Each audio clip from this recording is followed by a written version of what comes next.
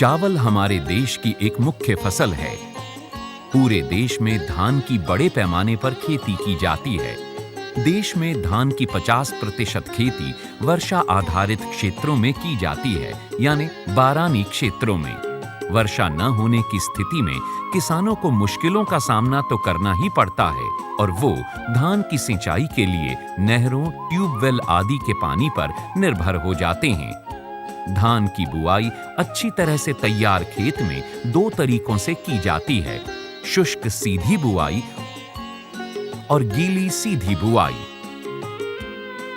वर्षा आधारित निचली भूमियों के अंतर्गत शुष्क सीधी बुआई में उपचारित बीजों को सीड ड्रिल की मदद से 5 सेंटीमीटर की गहराई पर कम से कम 15 से 20 सेंटीमीटर की दूरी पर खेत में बुआई की जाती है।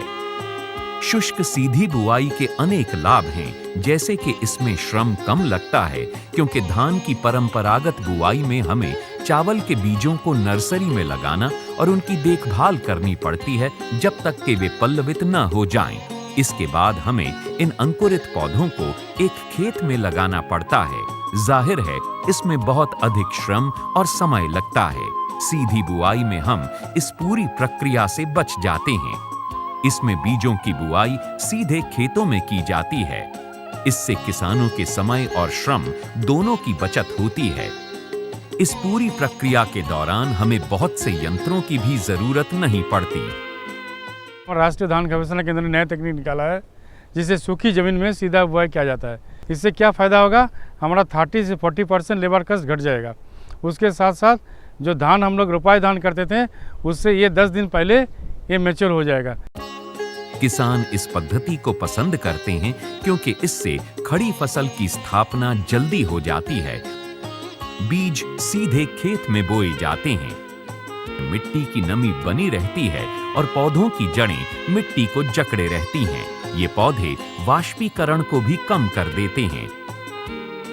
धान की सीधी बुआई में पानी की भी काफी बचत होती है।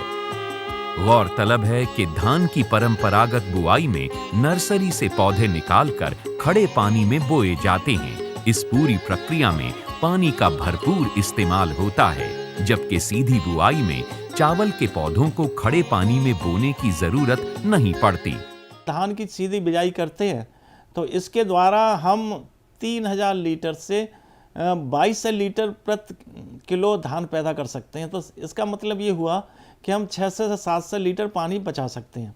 अगर धान की सीधी बिजाई के साथ हम स्प्रिंकलर का भी उपयोग करें तो हम 3000 लीटर से 1500 लीटर, आप ये देखिए कि हम 50% पानी धान में बचा सकते हैं। धान के अंकुरित बीजों की गीली मिट्टी में सीधी बुआई करने को गीली सीधी बुआई कहा जाता है। धान की बुआई की इस पद्धति के इस्तेमाल से संसाधनों की खासी बचत होती है। इस पद्धति का सबसे बड़ा फायदा ये है कि इससे मिट्टी की उपजाऊ क्षमता बढ़ती है और मिट्टी के भीतर के पोषक तत्व बने रहते हैं। गीली मिट्टी में बुआई के बहुत लाभ हैं। इस विधि में नर्सरी उगाने और रोपाई करने की आवश्यकता नहीं होती। खेती के यंत्रों का उपयोग करने से 25% श्रम की बचत होती है। इस विधि में मजदूरों की एक साथ आवश्यकता नहीं होती।